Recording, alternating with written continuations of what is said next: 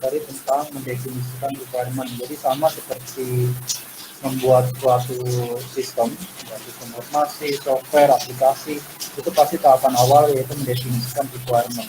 Sama BI pun tahapan awal yang perlu kita nggak bisa lewatkan yaitu dalam business intelligence yaitu mendefinisikan requirement. Apa aja didefinisikan terkait kebutuhan bisnisnya, kebutuhan datanya, dan nanti kualitas dari si produknya itu sendiri. Nah, lainnya akan saya bahas yaitu tujuannya, goals-nya, deliverables-nya, lalu roles-nya, peranannya, alur kerjanya atau workflow-nya, dan nanti proses interview untuk orang-orang bisnisnya dan documentation tekniknya kan yang saya bahas hari ini. Nah, tujuan mendefinisikan requirement dalam business intelligence tentunya sama seperti tujuan dari pembangunan software atau perangkat lunak, yaitu mendefinisikan kebutuhan dalam suatu project BI bertujuan untuk menciptakan fondasi solusi dari business intelligence.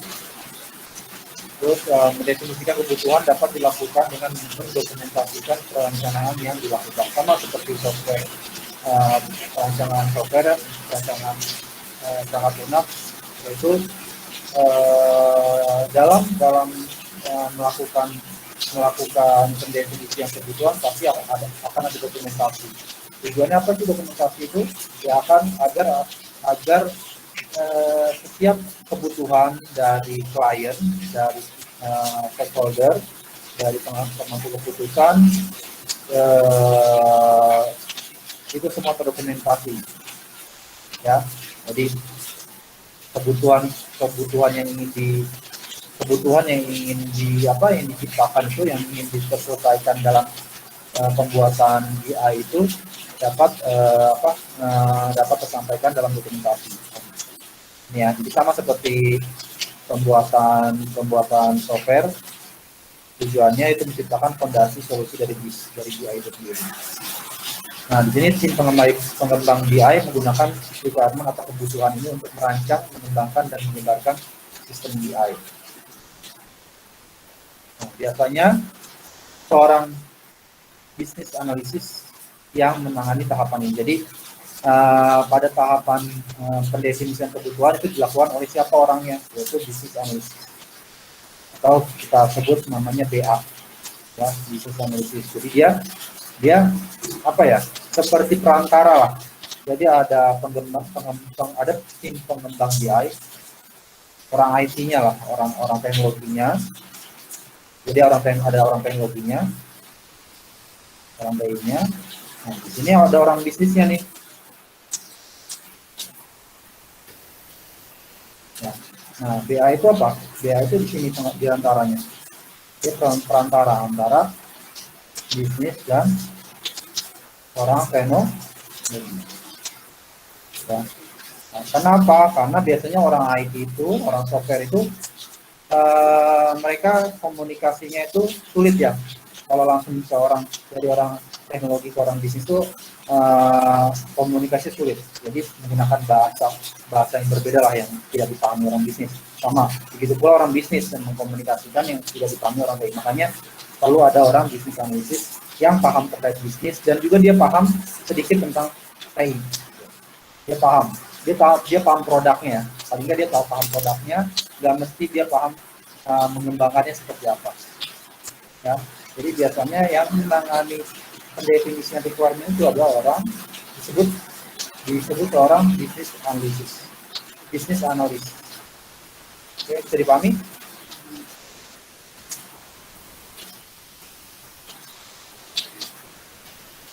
Coba sebut ya. Nah, ini biasanya apa, kelihatannya orangnya apa, komunikasinya bagus, terus dia paham terkait perkembangan teknologi. Nah, di sini skill-skill yang dibutuhkan oleh bisnis analisis ini. Sama seperti software, sama seperti pengembangan software, itu kebanyakan software gagal atau jadi kan kalau software itu bisa gagal, bisa jadi nih software jadi tapi over budget atau waktunya nggak sesuai yang di nggak sesuai dengan timelinenya. Oke, jadi ada kondisi dalam pengembangan software, yaitu pertama berhasil, yang kedua gagal, yang ketiga berhasil tapi over budget, dan keempat mungkin berhasil over budget juga dan juga mungkin waktunya berlebih. Ya, bisa over budget juga, waktu berlebih itu bisa menyebabkan over budget ya. Jadi kebanyakan kegagalan BI tidak terkait dengan kekurangan teknologi. Artinya apa? Teknologi BI itu sekarang banyak sekali. Ya, teknologi BI itu sekarang banyak. Jadi artinya kalau misalnya suatu perusahaan ingin menggunakan business intelligence, itu secara teknologi bukan hal yang sulit, karena yaitu saya bilang kalian dari tahap awal toolsnya teknologi udah ada, boleh kalian pakai Pentaho, terus mungkin ada Power BI, ya ada Power BI, ada Pentaho, terus data warehouse pun udah ada tools yang banyak sekali ya. Terus untuk result BI-nya yang ditampilkan, baik dashboard kah, atau reporting kah, atau mungkin dalam hal visualisasi, grafis, itu banyak tools-toolsnya, teknologinya banyak yang sudah ada, seperti Tableau, terus Jasper Report, dan lain-lain. Itu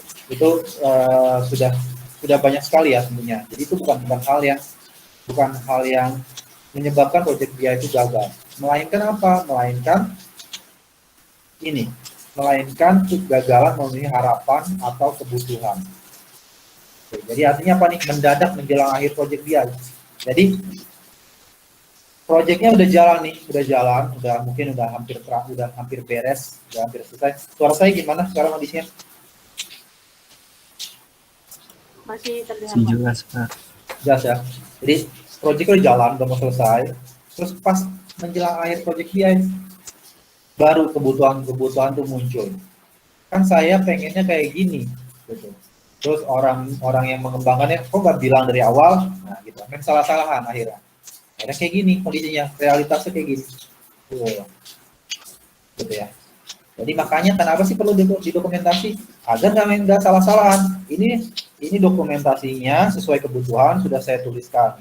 Jadi ini yang dibutuhkan. Jadi nggak tiba-tiba saya kan butuhnya nih, mana dokumentasinya sudah membuktikan bahwa ini yang dibutuhkan.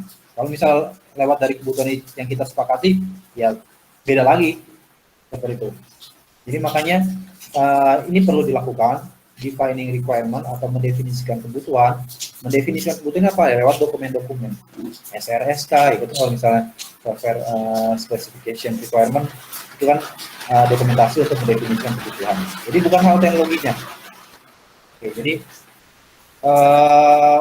jadi jangan sampai mentang-mentang teknologinya udah mumpuni, udah banyak, udah langsung dipakai semua. Akhirnya mahal kan?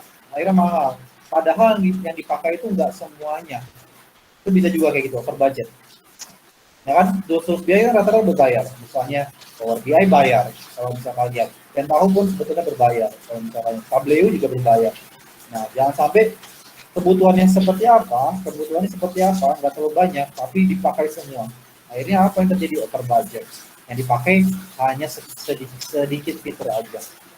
Ya, makanya perlu, walaupun teknologinya ada, walaupun teknologinya sudah siap, sudah mumpuni, tinggal pakai aja, ya nggak bisa langsung ini kita pakai semua, karena ada, kalau nggak salah Power BI ya, kalau misalkan pakai Power BI dia nggak menampilkan harga. Kalau pengen tahu, kalau nggak salah langsung menampilkan harga. Saya lupa, pokoknya tools yang mana tuh yang langsung menampilkan harganya berapa. Terus ada juga yang nggak menampilkan harganya. Kenapa? Karena dia ingin menampilkan harga nanti kalau misalnya setelah tahapan ini selesai, mendefinisikan kebutuhan itu selesai, baru keluar. Oh, butuhnya ini, baru dikalkulasikan. Oh, ini harganya sekian. Bisa dipahami?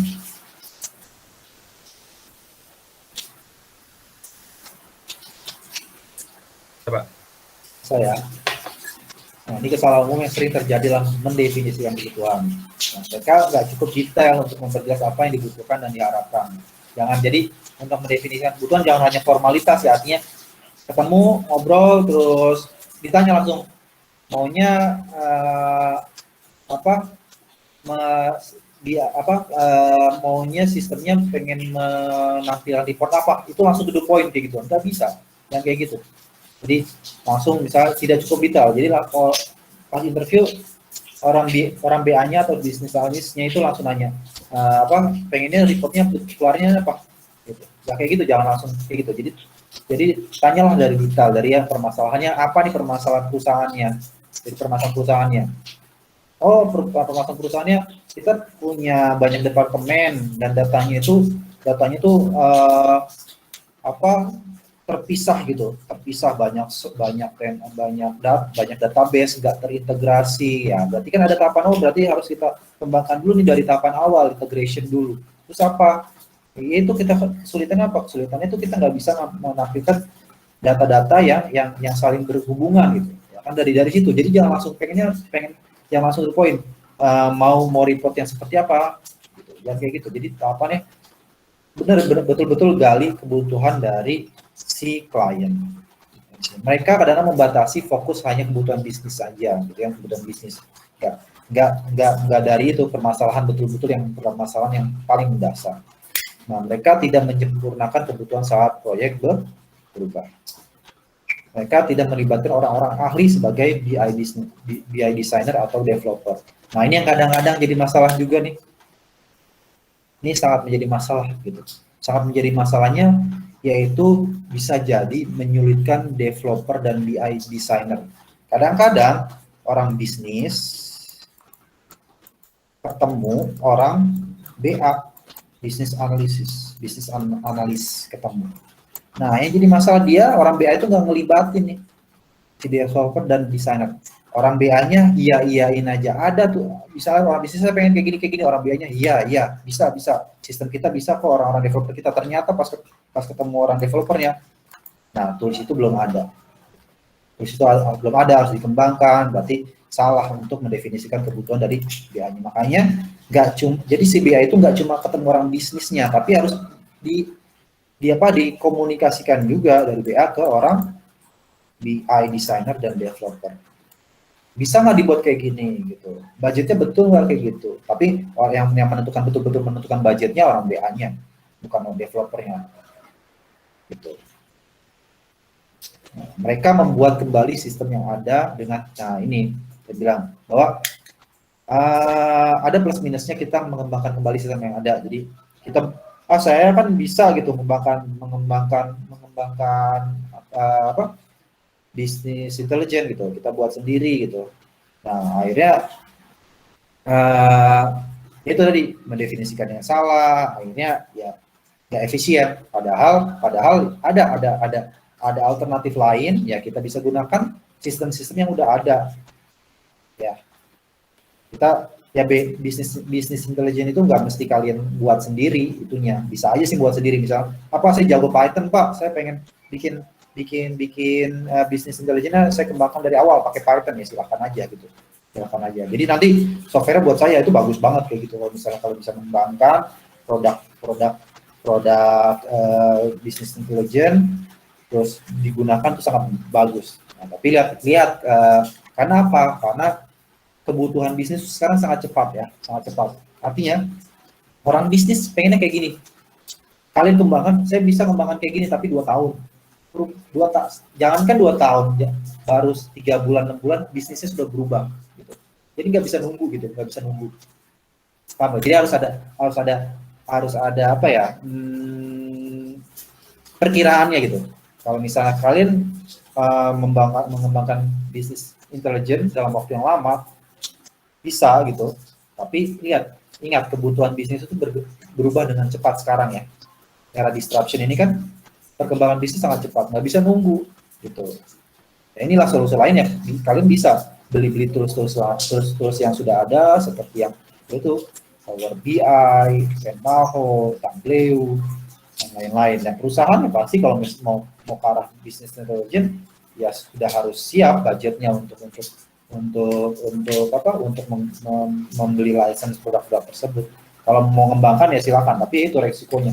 butuh waktu, budget pun ya mungkin lebih murah gitu, budgetnya mungkin lebih murah karena kalau ya itu budgetnya lebih murah, tapi dalam hal segi waktu dan keberhasilannya pun ya mungkin masih 50-50 lah gitu ya. Bisa dipahami?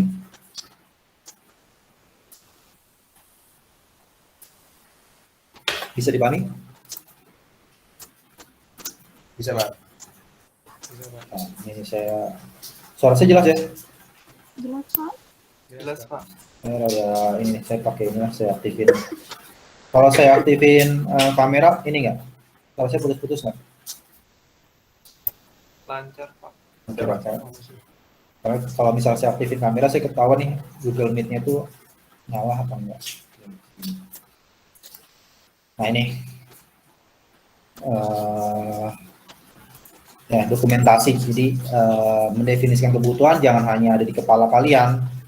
Jadi ngobrol, terus tahu deh kebutuhannya, terus sudah saya tahu kebutuhannya, tanya iya tahu, tapi nanti ya itu kalau misalnya nggak dokumentasikan, pas di akhir si kliennya menuntut, saya kan pengennya kayak gini, ya kalian nggak bisa apa ya, nggak ada yang apa ya membantah gitu, misal nggak kan klien nggak minta, tapi kalian nggak punya dokumentasinya, makanya mendokumentasikan kebutuhan digunakan untuk apa? Pedoman proyek, mengolah ruang lingkupnya sampai mana gitu kan, jangan sampai kan dengan adanya apa dokumentasi ini kalian tahu ruang lingkupnya dan tahu skupnya sampai mana yang dikerjakan. Kalau lebih dari skup ya pilih lagi, tambah lagi ya anggarannya. Memberikan masukan kepada tim pengembang BI sebagai blueprint. Karena apa? Yang membuat dokumentasi itu bukan developer BI-nya, bukan pengembang BI-nya, tapi orang BI ya tadi ya, business analyst-nya. Oke. Nah, dokumentasi dibuat, nah dokumentasi itu diserahkan pengembang BI-nya. Jadi acuannya, blueprint-nya itu dari dokumentasi tersebut. Ya, bisa dipahami ya. Nah, goals-nya tadi sudah sama aja.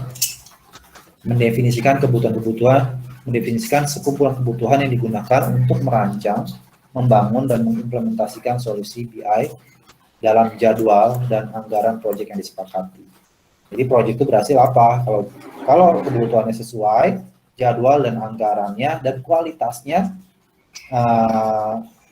sesuai. Jadi ada 3 sebetulnya proyek itu berhasil. Kualitas, jadwal, dan anggaran. Ini tujuan utamanya. Nah, perspektif bisnisnya mendapat kesepakatan bisnis dan prioritasnya.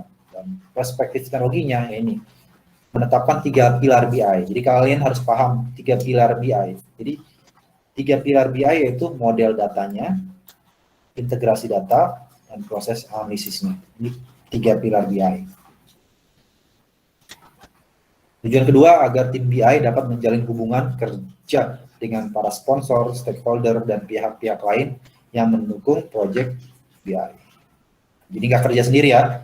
Jadi si klien pengen dibuatkan BI gitu, karena si manajernya pengen tahu nih kalau nanya terkait data ini langsung keluar hasilnya dalam bentuk yang mudah dipahami, misalnya dashboard kah, grafik kah, dan lain-lain, reporting kah, dan lain-lain seperti itu. Tapi developer BI jangan kerja sendiri gitu, harus ada menjalin hubungan kerjasama dengan sponsornya, stakeholdernya, dan pihak-pihak lain agar proyek BI tersebut berhasil terdevelop.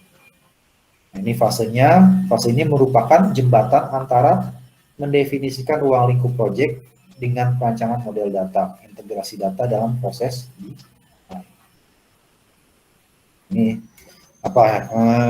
Jadi dalam mendefinisikan kebutuhan sering menghadapi ini sindrom Goldilocks, karena terlalu panas atau terlalu dingin, tapi tidak pernah tepat. Itu seperti ya pasti kalau kalian nanti membuat project pun seperti itulah, dari project-project yang basic itu yang dasar pasti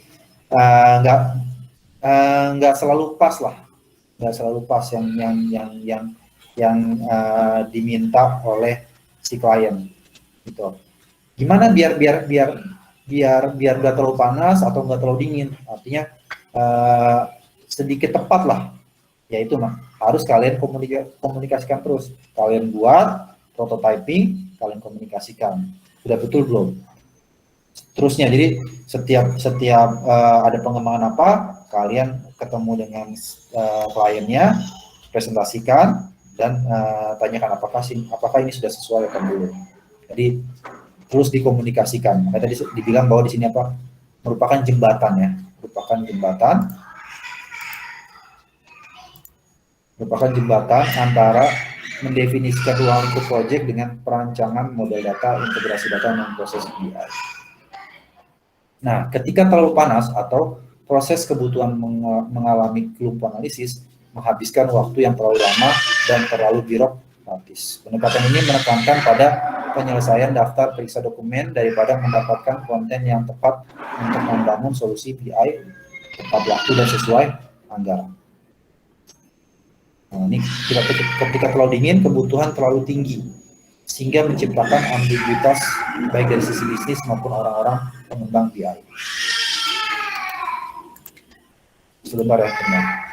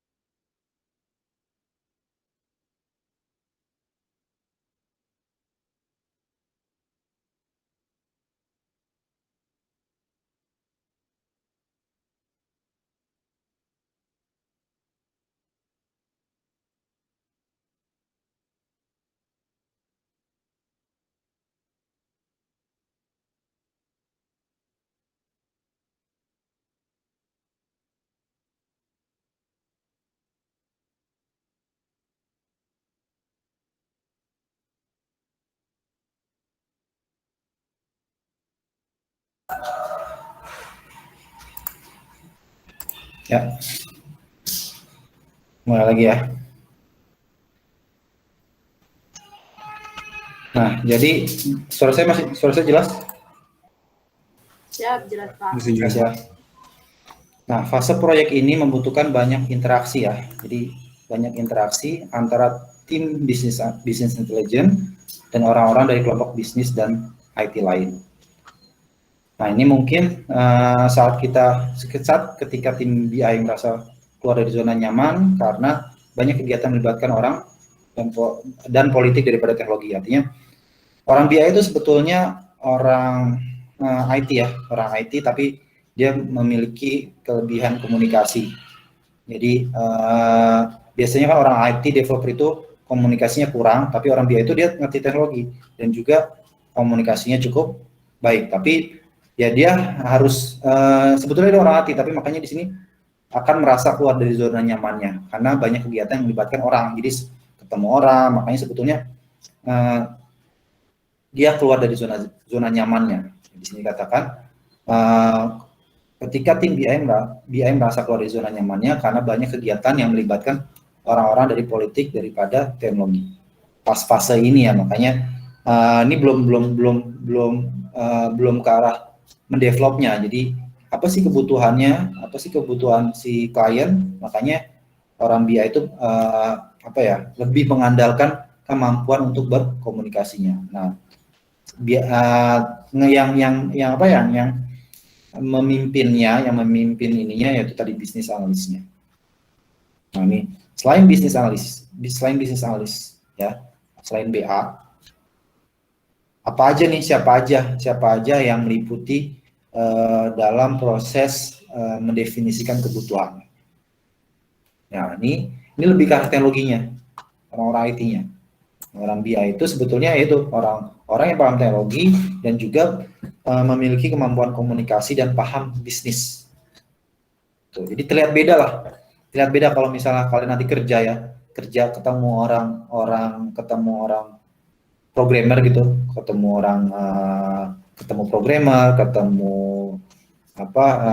data arsitek gitu, data modeler, misalnya ketemu orang-orang yang emang mainnya di komputer, Nah, itu terlihat sangat beda, penampilan berbeda. Kalau misal programmer tuh penampilannya yang nggak memperhatikan penampilan, ya kan?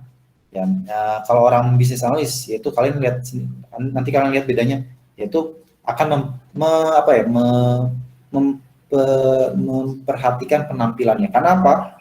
Dia orang IT, tapi tugasnya apa? Ketemu orang terus. Tuh. Sedikit kayak marketing juga lah, sedikit kayak marketing juga, karena dia juga paham bisnis, terus dia tahu produk yang ingin dijual, yang ingin dia tawarkan. Nah itu. Nah, tapi selain BA, siapa aja nih yang meliputi di tahapan ini? Yaitu ada data arsitek, ada data modeler. Nah, bedanya data arsitek sama modeler, kalian tahu bedanya di mana?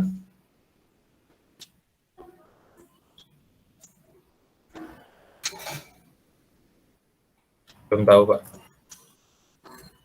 Kalau data arsitek itu dia mendesain perancangan apa ya?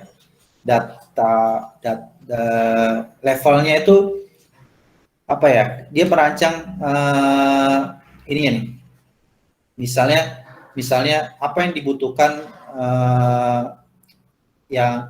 kalau apa yang dibutuhkan dalam membuat database, misalnya servernya apa gitu ya, servernya apa, terus butuh berapa server, terus konsep datanya seperti apa, itu data arsitek. Kalau modelernya apa, yaitu dia dari merancang data perancangan konseptual, logikal, sampai ke fisikal, dia main di database-nya, data modelernya. Oke, data modeler. Nah, ini data modeler seperti ini. Dia merancang datanya nih, merancang datanya.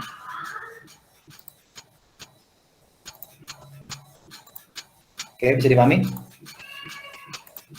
Nah, kalau misalnya kita membuat sistem biasa, yaitu cuma butuh ini, data arsitek sama data modeler. Kita merancang software, membuat aplikasi, butuh dua ini, data arsitek sama modeler. Tapi di dalam pembuatan sistem bisnis intelijen dibutuhkan ini lagi, ETL designer dan BI designer.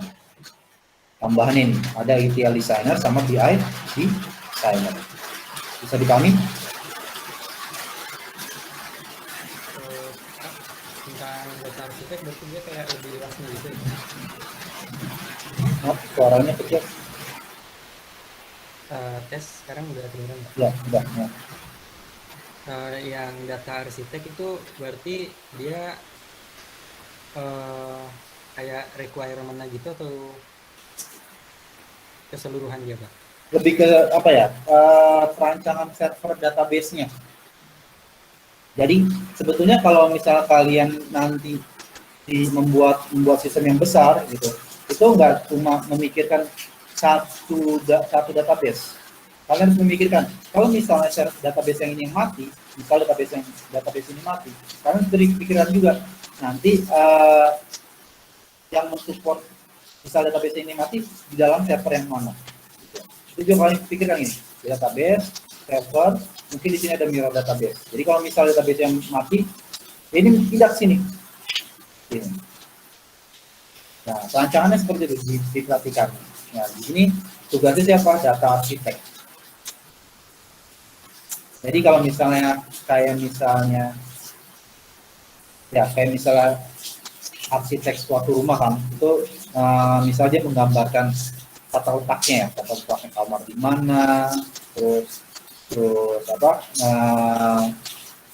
ukurannya berapa, gitu, posisinya di mana. Nah, nanti ada yang desain interiornya. Nah, desain interiornya mungkin biar lebih cantik gimana, gitu. Nah, ini seperti kalau misalnya data arsitek lebih seperti itu, merancang merancang struktur dari database. Tapi belum sampai sini, belum sampai isi dalam table-tablenya. Dalam database itu isinya table-tablenya apa? Nah, itu yang mendefinisikan table-tablenya dari konseptual, fisikal, dari konseptual, logikal, fisikal, yaitu data modeler. Bisa dipahami? Baik, bisa, Pak. Nah. Nah, kalau di BI, selain ada data arsitek dan modeler ini, untuk membuat sistem enterprise khususnya, dua ini pasti ada, data arsitek sama data modeler. Oke. Kalau misalnya sistemnya kecil, ya mungkin data modeler aja cukup. Karena apa? Karena mungkin saya cuma pakai satu server, terus yang satu server itu punya satu database, terdiri dari table-table. Ya udah, data modeler aja. Tapi kan untuk membangun sebuah software yang besar, itu nggak cukup data model aja, butuh data arsitek juga. Ya, perlu dipikirkan ininya, konsep dari database-nya seperti apa. Nah, tapi kalau di BI ada tambahan dua ini, ada ETL designer, ada BI designer. Ini nanti kalau ketemu, kan kita sudah kan nanti dibahas. Saya punya data tapi nggak terintegrasi, datanya di mana? Nah, orang-orang data modeler, orang-orang data arsitek sudah ngerti, gitu. Karena orang modeler itu tahunya kok membangun database-nya seperti apa gitu, rancangan database-nya seperti apa. Tapi kalau misalnya masalah hal yang seperti itu, masalah yang datanya belum terintegrasi, terus database-nya di mana-mana, terus mungkin teknologinya berbeda, ada yang masih pakai Excel database-nya, ada yang mungkin masih pakai Access, ada yang sudah pakai SQL, ada yang sudah canggih pakai Oracle, atau mungkin sudah pakai MongoDB dan lain-lain. Nah, ini nggak ini, bukan di sini bagiannya, tapi ada di dalam ETL designer-nya, extract, transform, load designer. Nah, setelah itu ada BI designer. Nah, dia setelah itu ini bagian resultnya nih, orang bisa BI designer bagian resultnya. Apa yang mau ditampilkan dalam bentuk apa nih?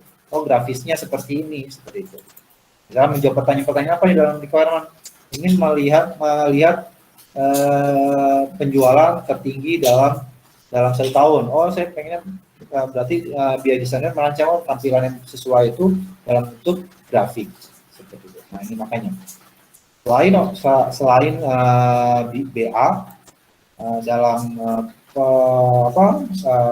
mendefinisikan requirement dibutuhkan ini juga arsitek, modeler, ETL, BI. Nah, tadi sih saya bilang orang BA nggak bisa bekerja sendiri. Orang BA ketemu orang bisnis, terus berjalan sendiri tanpa ada proses ini. Bisa aja jalan sendiri, tapi nanti tetap aja akan kebutuhannya mungkin kebutuhan sesuai, tapi akan mengorbankan salah satu pihak.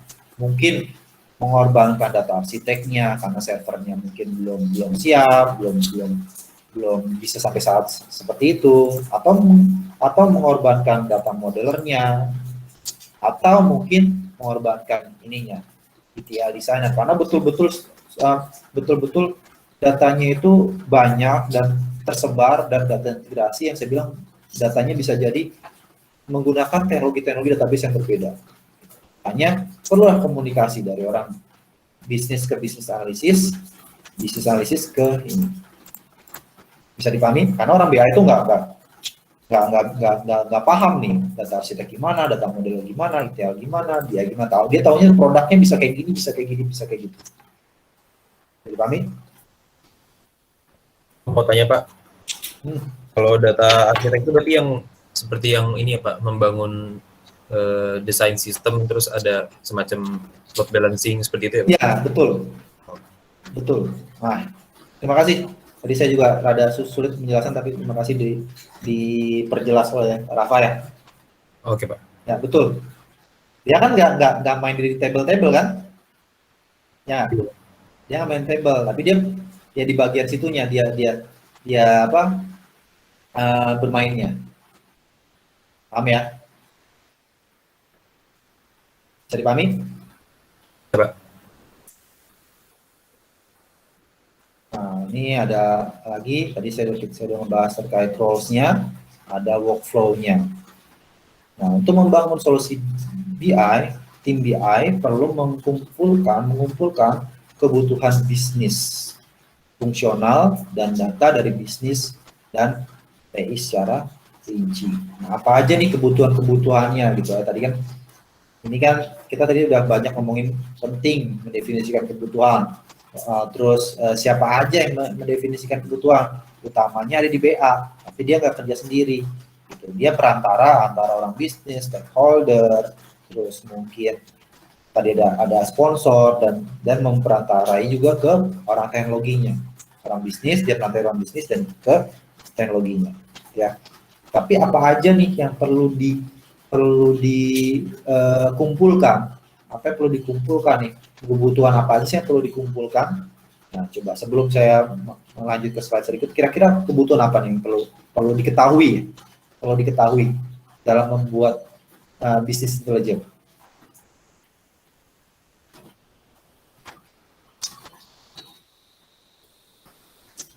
Sebelum saya next slide selanjutnya, kita diskusi dulu kira-kira kebutuhan apa ya yang perlu diketahui untuk merancang bisnis intelijen.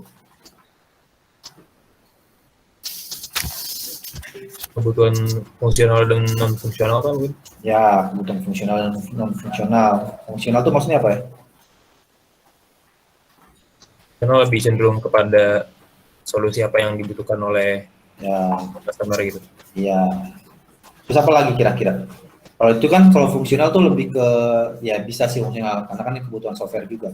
Nah, lebih spesifik ke bisnis intelijen. Kira-kira kebutuhan apa ya? Kebutuhan fungsional sudah dijawab.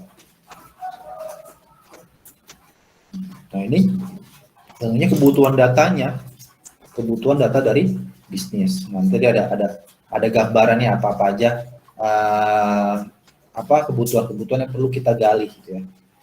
Nah, di sini proses dimulai dengan mendefinisikan kebutuhan bisnis. Diikuti dengan mendefinisikan data ya kan. Kebutuhan bisnisnya dulu tentunya. Terus kedua apa? Mendefinisikan data. Ya, fungsional tadi sudah disebut fungsional, terus peraturan dan kepatuhan atau regulatori ya, peraturan dan persyaratan teknis. Nah, ini yang perlu dikumpulkan dalam mendefinisikan kebutuhan terkait dengan kebutuhan bisnis, mendefinisikan kebutuhan data, fungsional, kepatuhan atau peraturan, terus juga persyaratan bisnis, persyaratan teknis. Nah, Anda dapat melakukan ketiga tugas ini secara paralel jika Anda memiliki sumber daya yang cukup tentunya. Tapi pastikan untuk mengkoordinasikan dengan dan membagikan temuan. Ya, intinya ini selalu dikoordinasikan dan share. Misalnya ada temuan dan dikomunikasikan terus. Nah, tugas awal dalam proses ini adalah mendapatkan kebutuhan bisnis. Ya, pertama tadi apa dikatakan bahwa apa yang perlu dikumpulkan itu pertama kebutuhan bisnis ini. Dari sponsor bisnis, pengawal kepentingan dan pengguna BI. Pengumpulan requirement dilakukan melalui wawancara, ya. Dari wawancara. Terus mengidentifikasi siapa dan apa yang akan terpengaruh oleh solusi. Ya, nah ini gambarannya. Jadi tadi ada beberapa yang perlu kalian identifikasi kebutuhannya, yaitu terkait dengan sumber datanya. Nah, sumber datanya. Jadi dalam mengumpulkan kebutuhan bisnis, yaitu pertama identifikasi dulu sumber datanya, data requirement, terus regulatory requirement, functional requirement, technical requirement. Nah, tambahannya ada replacement requirement. Nah, kita masuk ke ini dulu, data requirement. Nah, jadi dalam mendefinisikan kebutuhan terkait data, ya kalian harus identifikasi sumber datanya dulu. Tadi saya bilang, ya kalian harus identifikasi sumber datanya. Datanya ada apa enggak? Datanya udah banyak belum? Terus datanya ada di mana? Datanya teknologinya pakai apa? Gitu. Terus database-nya sudah betul atau belum? Ya, database-nya terintegrasi dalam satu database atau enggak, atau mungkin masih terpencar-pencar di dalam departemen yang berbeda. Oke, nah, kita dapat profile data. Kita tahu nih, datanya masih ada yang di Excel, ada yang tersimpan dalam database, ada yang mungkin dalam server yang dalam komputer atau PC-nya masing-masing, kan gitu. ada dalam Excel, dalam bisnis masing-masing, sudah ada database. Nah, perlu tahu kalian profil datanya. Nah, ini data source atau requirement, data requirement. Ada juga di sini regulatory requirement. Nah, kira-kira ada yang tahu nggak kira-kira ini apa? Regulatory requirement.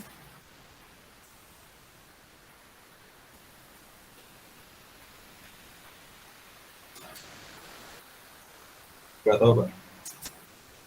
Nah, ini nanti kalau kalian membangun, misalnya kalian membangun produk BI di negara yang berbeda, bukan di Indonesia gitu, tapi ngembanginnya di Indonesia. Nah, kalian harus paham juga regulasinya gimana di negara yang kalian ingin buat. Jadi jangan sampai karena kalian buat di Indonesia, ya kalian nggak memperhatikan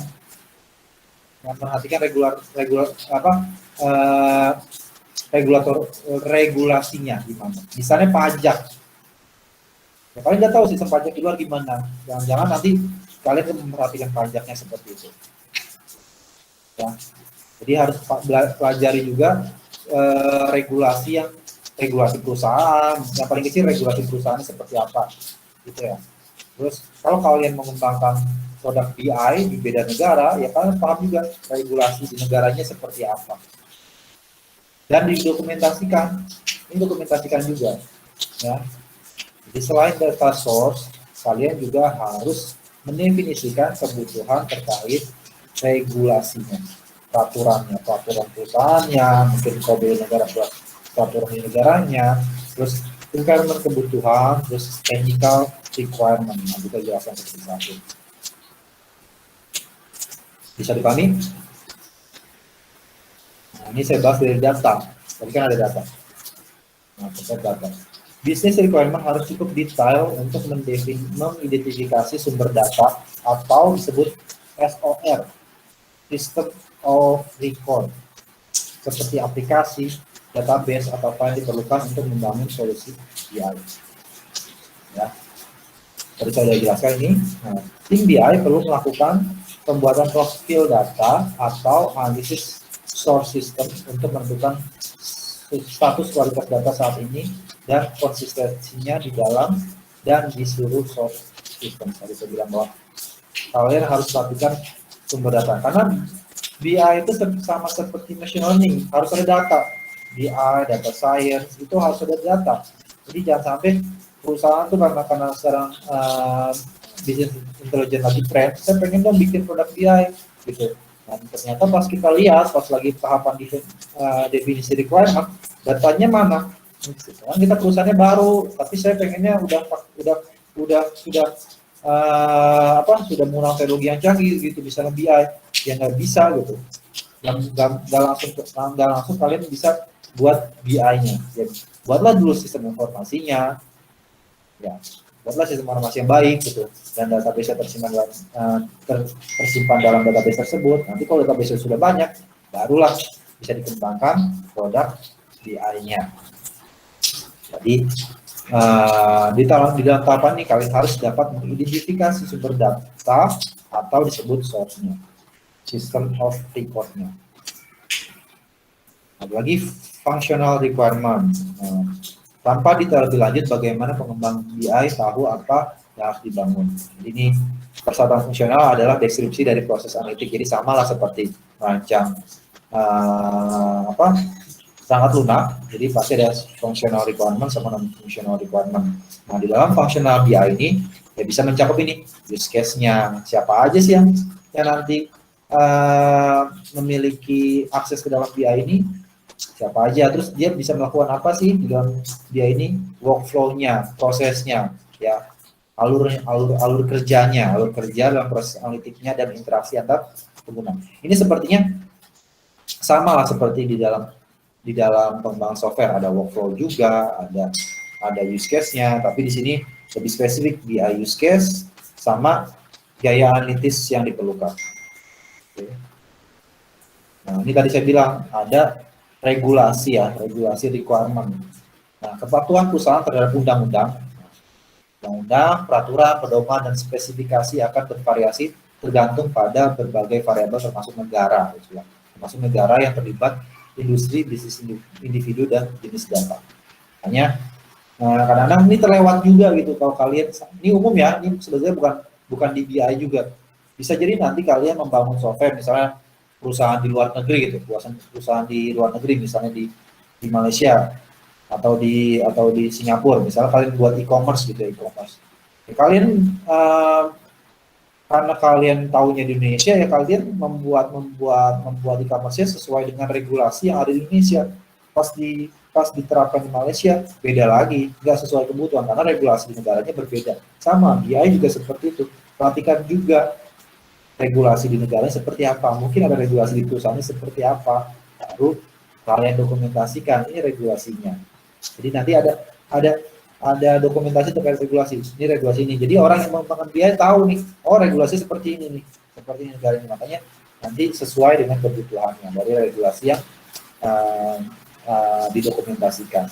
Saat Anda mengumpulkan requirement, ketahuilah bahwa orang yang bekerja dengan Anda mungkin tidak mengetahui semua peraturan kepatuhan dan peraturan yang relevan dan diperlukan, atau mungkin berasumsi bahwa Anda sudah mengetahuinya. Gitu ya. Makanya perlu dokumentasi. Bisa dipahami? Coba. Ini pernah ada sih saya pengalaman ini. Jadi waktu itu saya kerja di perusahaan Indonesia, tapi ngembangin software, bikin software yang di luar bukan Indonesia. Itu di Timor Leste. Saya ngembangin software di Timor Leste. Saya kembangkan di Indonesia dalam tim. Nah, saya jual, tapi saya nggak perhatikan regulasinya. Nah, pas saya ke Timor Leste, ternyata regulasi berbeda. Makanya di sana saya menyesuaikan kembali kebutuhan. Itu nggak bisa kita tolak kalau itu kan, nggak bisa kita lah. Kan saya bikin Indonesia nggak bisa kayak gitu karena ya ini harus kita ikuti. Kalau peraturan itu harus kita ikuti kan. Karena kita buatnya di Indonesia, terus kita deliver di Timor Leste, terus software-nya jadi software yang ngikutin yang di Indonesia, nggak bisa. Jadi harus kita perbaiki. Akhirnya waktu itu saya di Timor Leste itu tadinya niatnya cuma 2 minggu, karena ada hal tersebut saya di Timor Leste itu bisa lama, jadi 2 bulan saya di Timor Leste karena ngurus-ngurusin kayak gitu. Akhirnya kan over budget ya, gitu. Padahal kalau dikerjakan Indonesia, karena kita udah tahu requirement regulasinya, di Indonesia pasti lebih murah. Nah, kita kerjaan di Timor Leste akhirnya lebih mahal. Per hari itu mediasnya berapa di sana? Akhirnya over budget. Nah, dipahami? Bisa dipahami? Bisa, Pak. Nah, kita juga selain data, fungsional, regulasi. Nah, technical requirement umum. Jadi sama juga kayak membangun software, setelah functional requirement ada technical requirement. Nanti mau dikembangkannya pakai apa? Gitu. Kalau kita membangun software, nanti mau dikembangkannya pakai apa? Kalau sekarang kan ada PHP, sekarang ada Node.js, ada Vue.js, ada apa lagi ya, banyak macam-macamnya kalau web ya. Nanti kalau ini kalau kita di sini ya mungkin integrasinya pakai apa? Pakai Power BI atau pakai Pentahoka, terus bagian database-nya di dalam data warehouse-nya pakai apa? Pakai SQL atau pakai Oracle. Nah itu kalau di dalam sistem baru. Jadi arah teknologi baru seperti apa yang dilakukan di cloud atau apa di server pertahanan ya. Juga nanti yang baru mau kita simpan di dalam cloud atau enggak, kasih pusat datanya, perangkat yang sangat lunas yang dapat digunakan, peralatan BI juga diperlukan, kita ada layanan web, bahkan pakai video pakai apa, adanya pakai PHP atau JavaScript atau yang lain-lain. Nah, tentang siapa yang dapat mengakses database. Sampai sini ada pertanyaan?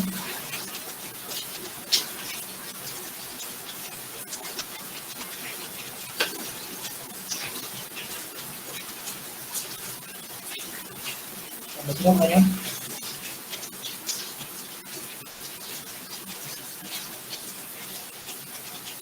Ada pertanyaan? Udah Pak. Belum ya? Sudah Pak. Ya. Nah, ini tekniknya. Jadi tadi saya bilang bahwa untuk mendefinisikan kebutuhan, mau nggak mau pasti interview. Ketemu orangnya, dan ketemunya nggak cuma sekali, ada tahapannya. Jadi ada tahapannya apa aja? Tahapannya pasti mempersiapkan wawancara. Ini juga menjadi problem kadang-kadang kalau misalnya mau ketemu mau wawancara, kalian gak nyiapin dulu, udah lihat besok aja gitu. Udah nanti ketemu juga nanti mau ngobrol apa, akhirnya ngobrolnya nggak terarah. Gitu. Siapkanlah wawancara, siapkanlah daftar pertanyaannya, nanti mau nanya apa gitu. Jadi nggak langsung nanti juga ngobrol ketemu ini. Jadi harus disiapkan dulu. Ya, apa kedua ya, proses wawancaranya. Setelah itu apa tindak lanjutnya, follow up setelah wawancara. Karena bisa jadi satu wawancara nggak melibatkan satu pihak aja. Kalian harus follow up lagi, ini bener nggak kayak gini, ini prosesnya bener nggak kayak gini setiap. Jadi mendefinisikan kebutuhan nggak cuma sehari 2 hari, bisa jadi seminggu 2 minggu, mungkin sebulan. Karena apa? Di prosesnya wawancara kalian follow up terus sampai jadi satu dokumentasi yang ditandatangani. Jadi sebelum dokumen ditandatangani pasti ada proses tektokannya bolak-balik. Dari kami, jadi kan itu saya orang BA ketemu orang bisnis. Oke, udah. Orang BA menyampaikan ke orang teknologinya. Nah, di review. Kalau misalnya ada gap gitu, oh ini nggak bisa kita kembangkan gitu. Balikin lagi ke orang bisnisnya, ini kita nggak bisa kita kembangkan kayak gini. Nah, tektokan kayak gitu. Makanya nih ada proses yang lanjut setelah wawancara. Jadi pertama mempersiapkan wawancara, lakukan wawancara, terus follow up setelah wawancara. Persiapan apa sih yang harus disiapkan? Nah, pertama kalian harus pahami dulu informasi latar belakang tentang perusahaan dan orang yang diwawancarai. Terus membuat daftar area subjek. Idealnya pertanyaan spesifik yang akan dicakup dalam wawancara. Kalian harus tahu dulu wawancara nanti mau nanya apa goalsnya gitu.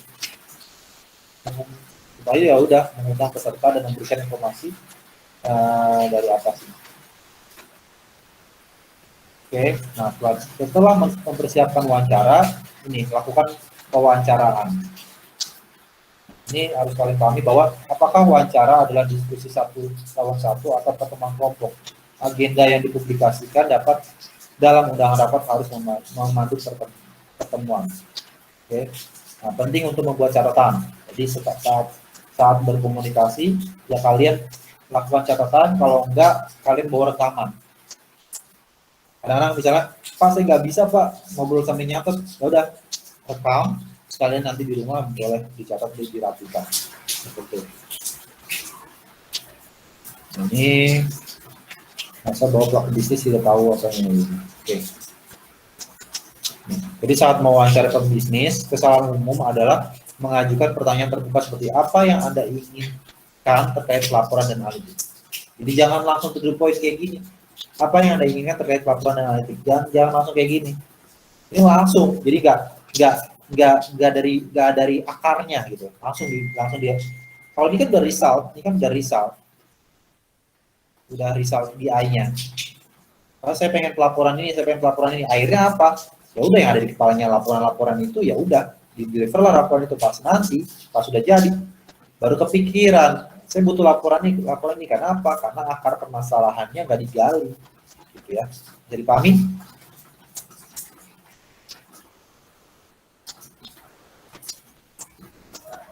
Mau tanya Pak? Ya boleh. Jadi kalau misalnya pertanyaan yang lebih mengarah ke akar tuh kita nanyanya gimana ya Pak? Jadi dari permasalahan dulu. Jadi jangan to the point. Pertama, apa masalah perusahaan ini? Ya itu kayak gitu. Apa permasalahan di perusahaan ini terkait yang terkait dengan data? Dari situ. Oh nanti dia akan cerita. Ya permasalahannya ini. Nggak langsung tanya gini. Kalau ini kan apa yang Anda inginkan terkait laporan analitik? Ini kan jawabannya list. Laporan A, laporan B, laporan C, laporan D, selesai dong. Gitu. nanti. Jadi ini tuh ketemu nanti setelah dari akar permasalahan, oh ternyata kita dapat nih, oh ternyata dia permasalahannya yang ini nih, gitu. Kita list satu-satu. Jadi nggak langsung poin-poin ini jawabnya, dia nggak langsung poin. Jadi kita nanti dari apa yang dia ceritakan, baru kita dapat nih, oh ternyata dia butuh report ini nih, oh ternyata dia butuh ini. Gitu. Paham nggak? Paham, Pak. Dia bilang, gimana? Untuk customer dalam suatu bisnis intelligence itu pasti suatu bisnis juga ya Pak, nggak bisa. Ini berbeda dengan bisnis yang kita melayani customer pembeli suatu produk gitu, Pak. Beda ya? Nggak mesti bisnis kayak gitu ya. Bisnis itu kan luas. Jadi ini lebih terarah kepada perusahaan yang membutuhkan pengelolaan data ya Pak? Iya, itu kan bisnis juga. Perusahaan kan bisnis. Bukan bisnis yang spesifik jualan produk gitu, bukan. Bukan. Oke, Pak. Ada lagi pertanyaan? Ya misalnya yang jawab ini juga bisa, siapa karyawan yang paling rajin masuk gitu kan. Itu juga bisa, itu juga bisnis juga. Kayak gitu. Ya cuma berapa produk terjual, nggak cuma kayak gitu, tapi emang kalau misalnya kaitan dengan bisnis paling gampang mencontohkannya itu pakai produk, pakai customer, kayak gitu paling gampang mencontohkannya. Tapi nggak spesifik, nggak sempit ke situ ya kalau bisnis intelijen. Ya rumah sakit juga bisnis kan, rumah sakit juga bisnis juga. Perusahaan sekolah pun ya bisa juga dibuat BI-nya juga, sekolah kampus bisa juga BI-nya. Misalnya di UPN mahasiswa barunya itu paling banyak dari daerah mana sih? Itu kan itu BI juga. Pertanyaan itu pertanyaan BI. Gitu. Paling dalam 4 kuartal terakhir itu prodi mana sih yang IPK-nya paling tinggi? Itu juga BI juga. Paham? Oke, paham, Pak. Nah, idealnya pewawancara siap dengan bidang subjek yang didiskusikan dan daftar pertanyaannya. Jadi, ya itu makanya bisnis pertama dia sebelum wawancara, misalnya tadi kan bisnis itu luas, tadi ada pendidikan juga bisa masuk bisnis, terus penjualan juga bisa, terus dan lain-lain. Yang mewawancara orang BA-nya itu harus paham dulu bidang yang ingin dia tanyakan tuh dia pelajari dulu. Misalnya di bidang pendidikan dia pelajari dulu, baru ketemu. Gitu. Makanya orang BI itu banyak dia wawasan terkait bisnisnya harus banyak gitu, harus banyak. Beda dengan orang teknologi ya, orang teknologi developer kan itu ya mungkin dia paham secara teknologi tapi mungkin perkembangan bisnisnya dia nggak terlalu paham gitu ya. Nah, wawancara adalah keterampilan yang tak ternilai dan termasuk unsur pekerjaan detektif. Wawancara harus fleksibel dan mengikuti garis penyelidikan kemana arahnya. Ini mungkin apa ya? Memang kadang-kadang proses ini untuk orang-orang teknologi itu sedikit kurang mengenakan karena emang di tahapan mendefinisikan kebutuhan itu mungkin orang dalam hal orang teknologi itu kurang jadi kalau misalnya dia beda dengan misalnya dia ingin ngoding tuh, sudah mulai ngoding, dia pasti akan akan senang. Tapi kalau misalnya dalam tahapan mendefinisikan kebutuhan pasti besok lagi ini mau ketemu sama orang ini untuk mendefinisikan kebutuhan. Kadang-kadang ada pikiran kayak gitu. Tapi kalau misalnya udah suruh ngoding ya udah lupa waktu. Tapi kalau misalnya ketemu orang, wawancara, kadang-kadang orang teknologi itu besok lagi ketemu mudah-mudahan gak jadi, mudah-mudahan dibatalin, bisa jadi kayak gitu. Gitu nggak sih? Kalau saya kayak gitu soalnya.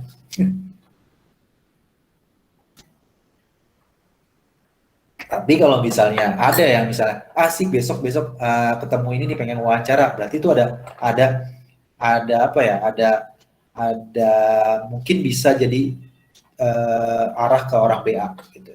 Jadi karena komunikasinya bagus, orang ketemu orang senang, terus untuk menggali suatu informasi dia senang, ya itu cocok jadi orang BA. Gitu. Nanti kalian ini sendiri aja, kalian nilai diri sendiri aja. Misalnya kalian senang ketemu orang, misalnya pas bagian mendefinisikan kebutuhan kan ketemu orang, kalian senang tuh, merasa senang, berarti kalian cocok jadi orang BA. Kalau perusahaan-perusahaan besar itu masih banyak dibutuhkan orang BA karena itu ya jarang orang teknologi yang senang berkomunikasi. Bisa ada pertanyaan? Kita sampai jam berapa sih? Nah, ini ada documentation teknik. Ya, tadi saya bilang bahwa setiap tahapan tersebut kita dokumentasikan. Ini bisa kalian definisikannya akan business requirement, mungkin pakai SRS juga boleh, storyboard, ada BI mockup-nya, gitu, prototyping BI object, data requirement, data profile, ini yang tadi saya jelaskan. Ada output from data modeling, ETL, dan BI tools-nya, yang digunakan apa, terus functional requirement, nah, seperti itu. Ini terkait dengan dokumentasi yang perlu kalian sampaikan di dalam definisi requirement. Oke, sampai sini ada pertanyaan? Hari ini kita masih teori terus ya, masih teori karena memang dalam mendefinisikan kebutuhan kita sebagai dosen itu selalu menyampaikan bahwa dalam membangun apapun, baik produk machine learning, produk software atau perangkat lunak, BI, ya tahapan paling awal adalah mendefinisikan kebutuhan. Tadi saya bilang walaupun tools-nya produk BI itu banyak, walaupun sudah ada, tinggal pakai, tapi tetap harus kalian jangan lewatkan ini mendefinisikan kebutuhannya. Karena apa tadi? Bisa jadi gagal, over budget. Ini utamanya over budget. Mungkin kalau misalnya melewati waktu mungkin enggak ya, karena kan produk BI itu banyak, tinggal kalian pakai. Tapi bisa jadi over budget. Ternyata ini kita menawarkan harga segini, tapi yang dipakai fitur-fiturnya hanya fitur-fitur tertentu, cuma nampilin grafik, grafiknya jenisnya apa, misalnya bar chart, pie chart, terus udah jadi, terus si kliennya bilang ya kalau gini mah kita pakai ininya pakai Excel juga bisa dong, kayak gitu. Makanya lihat dulu kebutuhannya seperti apa. Jangan karena datanya masih sedikit, pakai Excel pun bisa. Database-nya cuma sedikit, masih pakai satu database. Sumbernya nggak banyak gitu, cuma satu database. Atau itu bisa jangan-jangan untuk dikembangkan sistem informasi biasa juga bisa. Ya, bisa dipahami? Makanya ini perlu kalian pahami, jangan pernah kalian lewatkan mendefinisikan kebutuhan. Nah, itu yang saya bilang bahwa orang IT itu malasnya di sini. Maunya langsung tolong buatkan software ini. Oke. Lihat web, lihat cari Google. Oh, ini websitenya gini nih. Oh, kayaknya website kayak gini nih. Ya udah langsung buat, langsung sampaikan. Enggak, kita nggak pengennya kayak gini. Ya udah, gagal. Bisa kalian mengembangkan lagi dari awal. Jadi tahapan awal mendefinisikan kebutuhan dulu. Itu semua produk IT tahapan awal mendefinisikan kebutuhan. Oke, bisa dipahami?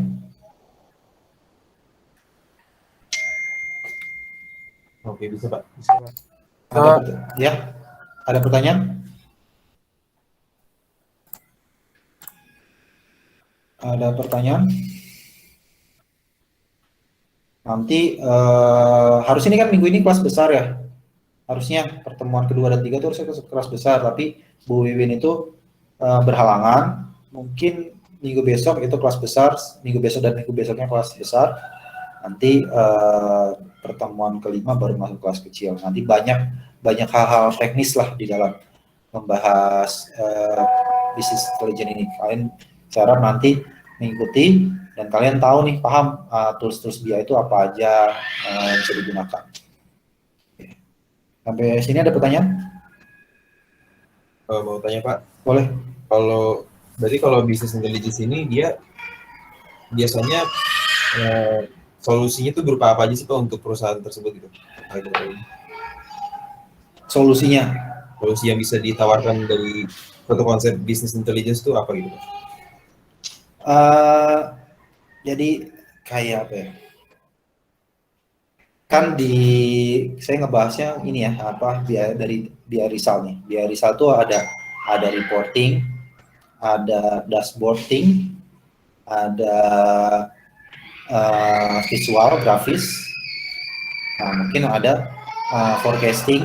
Forecasting itu ya kalian bisa pakai data mining dan machine learning. Nah, itu seperti itu. Jadi solusinya ya menjawab pertanyaan-pertanyaan kaitan dengan data. Oke. Oke Pak ya. Nah, sekarang data itu kan makin banyak ya, perusahaan itu megang data makin banyak sekarang. Nggak kayak dulu.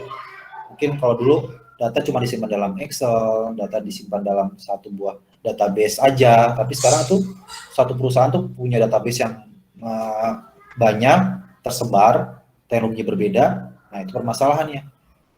Gitu. Kadang-kadang misalnya kalian juga kalau misalnya di UPN nanya terkait data gitu. Bisa jadi di UPN nggak bisa jawab. Karena apa permasalahannya? Permasalahannya database-nya nggak terintegrasi. Gitu. Paham nggak? Jadi menjawab apa? Pertama dari masalah resultnya itu menjawab terkait permasalahan yang terkait dengan data. Dan juga apa? Diintegrasinya, database-nya itu tersebar. Nah, di BI itu, di dalam BI-nya itu mengintegrasikan data sedemikian sehingga menjadi terpusat dalam satu data warehouse. Jadi sebetulnya BI itu 3 bagian. Integrasi, source nih, tadi yang SOR itu, source data, diintegrasikan dalam satu buah database. Database itu kita sebut sebagai data warehouse atau gudang data. Nah, gudang data itu database yang sudah bersih, tersentralisasi. Ya. Nah, dalam database yang sudah bersih, kita bisa manfaatkan apa? Ya BI Result itu. Visualisasi, reporting, dashboard. Dashboard gunanya apa? Kalau misal kalian pakai naik motor, ada dashboardnya nggak? Ada. Gunanya dashboard buat apa sih? Untuk memahami kendaraan. Ya, memahami kendaraan. Misalnya di dashboard itu ada ini nggak? Ada tampilan bensin nggak? Ada. Nah, misalnya bensinnya udah merah gitu. Apa yang harus kalian lakukan? Isi bensin. Sama di BI kayak gitu. Oh, di dashboardnya itu produknya itu udah produk ini banyak banget yang beli, misalnya dashboardnya itu produk A yang beli 1000, terus produk B yang beli sedikit. Artinya apa? Dia harus apa si perusahaan itu memperbanyak produk yang banyak terjual. Paham nggak? Itu manfaat dashboard. Jadi dashboard itu tampilan awal, biasanya di awal, di depan. Gunanya untuk apa? Agar si perusahaan itu ada tindakan yang harus dilakukan setelah melihat dashboard. Contohnya itu tadi kalau kita mengendarai motor, ada kecepatan itu udah 100 km per jam di dashboard. Apa yang harus kita lakukan? Kurangi kecepatan. Bensinnya udah merah, apa yang harus kita beli bensin? Sama di mobil pun seperti itu. Di dashboard tuh kelihatan. Sama, dashboard itu gunanya untuk apa? Gunanya untuk itu. Tapi kalau dashboard kan lebih apa ya? Data-data yang lebih umum lah gitu ya. Tapi kalau dalam bentuk grafis, visual lebih detail lagi kan. Kalau dashboard terbatas ya, kita nampilkan data di dashboard itu terbatas. Tapi kalau dalam visualisasi, dalam grafik yang menarik itu kan lebih detail informasinya. Sama di BI juga ya bisa kita arahkan forecasting juga bisa. Tapi untuk BI di sini ya untuk dalam teori ini kita lebih ngebahas terkait itu visualisasi data, terus dashboard, terus reporting. Karena untuk forecasting seperti data mining dan machine learning udah di mata kuliah yang berbeda seperti itu. Intinya ada 3 aspek. Data source diintegrasikan terpusat dalam data warehouse kita bisa tampilkan dalam bentuk BI result yang sesuai dengan kita inginkan. Gitu. Jadi pahami?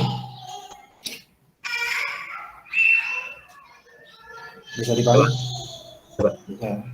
Nanti akan kita cobalah biar kalian nggak bingung. Karena BI itu luas ya. Jadi nanti kalian belajar mulai dari data integration dulu. Kita coba database itu source-nya itu beda-beda, dari ada yang Excel, terus juga ada yang MySQL. Nah, kita coba integrasikan. Kita simpan dalam data warehouse. Nah, kalau dalam data warehouse itu ya udah tinggal kalian manfaatkanlah ke BI result. BI result itu banyak ininya. Paham ya?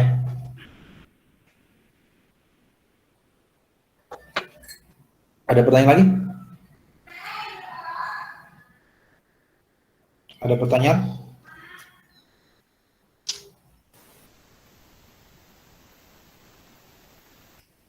Nggak ada? Tidak, Pak.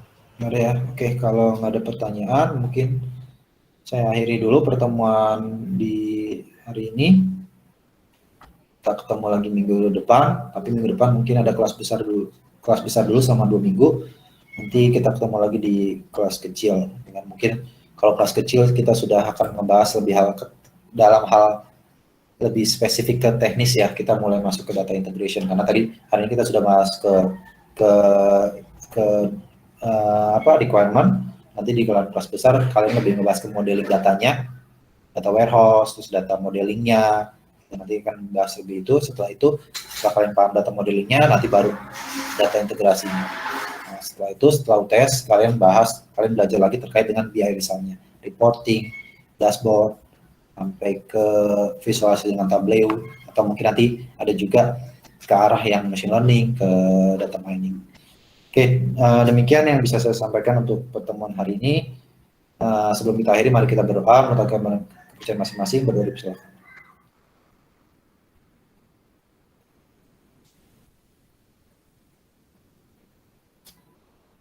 Sudah selesai, terima kasih. Wassalamualaikum warahmatullahi wabarakatuh. Waalaikumsalam warahmatullahi wabarakatuh. Waalaikumsalam warahmatullahi wabarakatuh. Terima kasih, Pak. Terima kasih, Pak.